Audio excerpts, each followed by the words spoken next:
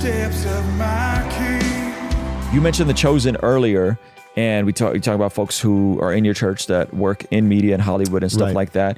They've been under fire recently for the flying an LGBT flag, which once the details kind of came out, it was an independent contractor on his own personal equipment, always has his own flag on it. What do you make of all that? Well, I actually just released the whole thing on it on YouTube and Rumble, on my Rumble and YouTube page, and talked about this in length.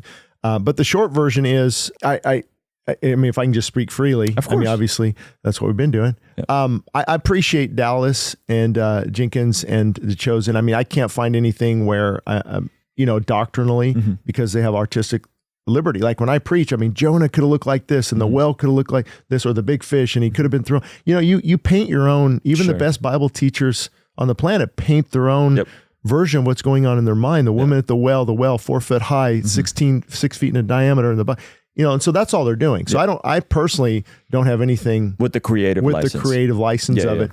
But my thought is, you're making a movie about Jesus, and hey, if that's your life, so that's fine. But to bring the flag, it's kind of like in your face, bombastic, arrogant, boom, pride on the set of a Christian movie about Jesus. I that's what I disagree with. I would have told the guy, we love your work. Hey, you're welcome here as an independent contractor, but that really sends the wrong message to have that flag on this set.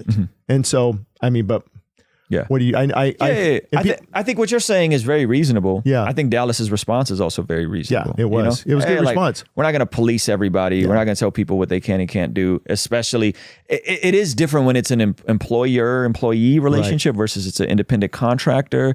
I also could see like the flip side of that is just that can get really weird really fast. Well, but we hire independent contractors a lot, and we say, hey man, you can't be drinking here on the job site.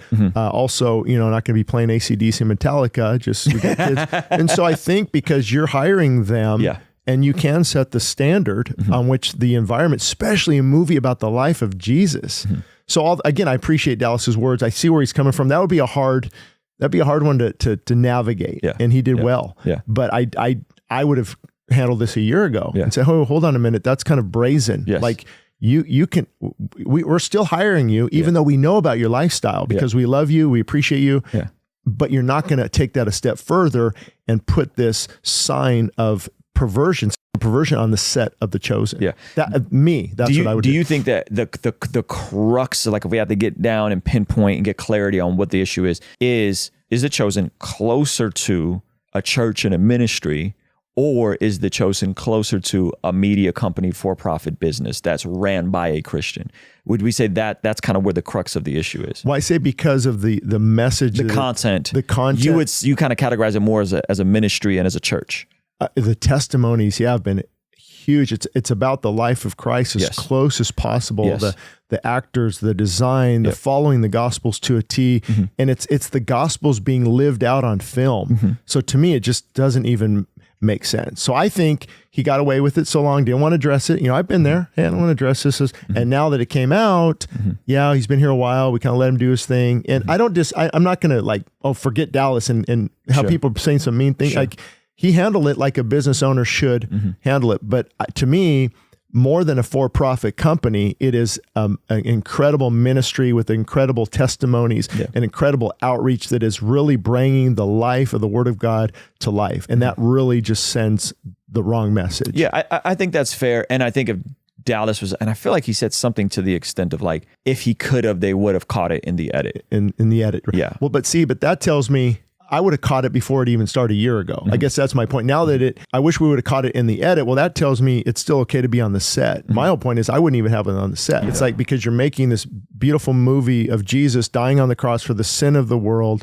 And now that's a sign of perversion, deviance, pride in God's face on my camera, every single filming. Now, maybe I'm too, I'm black and white, but that's how I would address it. I think I understand where you're coming from. I think that the tricky part becomes now what do you do with this all or nothing thinking? The Chosen is, literally getting categorized with Target and Bud Light. Yeah, no, that's not good. No, right? Yeah. And we would go, okay, we could disagree on if a flag should have been on the set, right? And I even said that. I go, I wouldn't. I'm still going to have my kids watch it. I went through it. This is what I went through it. I remember the first episode, I had a piece of big, those notebook papers and a pencil. I'm like, all right, I'm just going to do a podcast and critique this thing. Yeah. Not a whole lot to critique. I'm like through 3 episodes. I'm like, man, this is incredible. Yeah. I'm being touched. Tears are, and then of course you get the negative Nellies and, oh, you're, this and that, and, because we're supporting it. Sure. But no, I wouldn't let that stop me from I think it was an honest mistake. Yeah. And maybe from his vantage point, he would have did the same thing, but I don't think that's enough because all of us have cracks in the armor. Sure.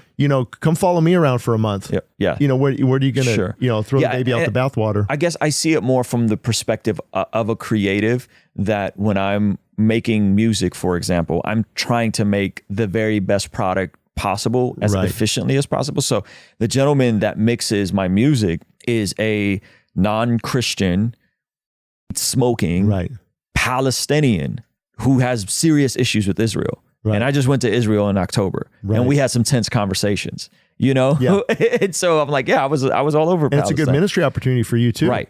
But my thing would be if I tag him in something on Instagram, people can easily go and look up his gram and he's smoking.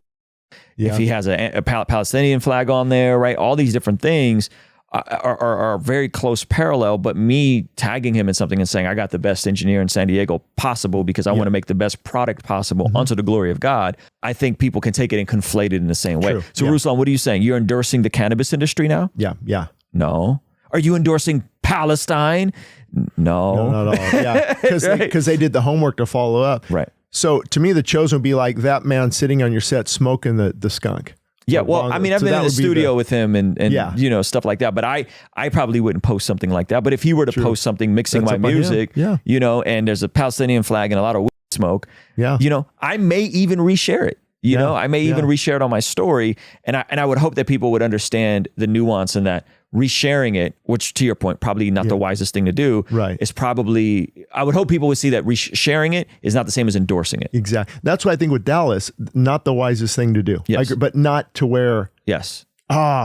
Target, same as Target. No, it's just, okay, well, or maybe I told somebody this the other day, I wasn't in his position. Did he have to hire, this is the only guy available, the best work possible? Yeah. And then the flag came up and he didn't know we just got to offer some amount of grace too. Yes. Because to be fair, I have no idea what it's like to run an operation that big or to build media that big. No. Because it's totally different than what we do here. There's no one on these cameras right now. I'm controlling everything from a stream deck. True. When you're talking about hundreds of people, extras, sets, all that stuff, that's just so above my pay grade. I have no idea. And we've had to call, I won't go into a lot of detail, but we've had to call an emergency sound guy in. I know he's not a Christian and he's doing our soundboard for a Wednesday night service. I mean, I'd rather err on the side of we have sound and we have media than, this guy's not a Christian. Yeah. So if he would have showed up with the LGBTQ flag on his hat, or there was a small patch on his jacket, what would you have? 3-inch patch on his jacket. He comes in with one of those bomber jackets. There's a LGBTQ flag. You guys needed somebody to go in there. How do you tell him to take the jacket off? I probably pull him off his side and say, hey man, I don't know if that sends the right message. We're glad we hired you and stuff, but we got to be sensitive to, where we're at. We're here in church. Yep. And what if he goes, sorry man, like this is my identity. I'm here to serve you guys. And what do? Do you send him home? Well, fortunately, it hasn't happened. Okay, I'm playing hypotheticals here. Well, if he started getting attitude and prideful, then that would be. If he showed his pride, showed his pride. I don't know. I would have to cross that bridge when I get to it. Yeah, it's hard. That's what I meant by Dallas. And that's what I mean. Like I feel for Dallas because I don't know how I would approach that conversation. Absolutely not, because people could pick apart. Yeah. Gosh, we've done things in the past where people. And is it legally? How does it work legally? Right? Like, well, you can't. You have to hire him. You can't discriminate because of preference and things like that. So he's absolutely can be a cameraman. Yeah. But then to take it and put his flag on it, that's where, you kind of cross the line. Dallas might have in his policies and procedures, our definition of marriage and you're actually you're breaking policies and procedures by this flag. Right. Yeah. I don't think he does have that in the procedures from the way he articulated, but it's tricky. It's tricky. Yeah. But I think I would have, and I think Dallas would probably agree with me. I would have definitely not had that in the edit. True. And I think that just would have saved a bunch of hoopla. Absolutely. But I also know Dallas has always been very forthright. And guys, we don't hire just Christians. There's a lot of atheists. There's a lot of few people that work here.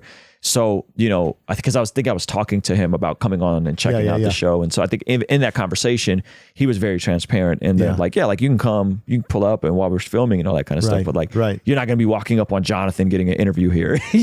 He's in his zone. People are working. It's not much different than we had our new roof done on the church and you invite the people to church, you give them CDs, you give them the book, you minister to them while they're there. Yep. That's good.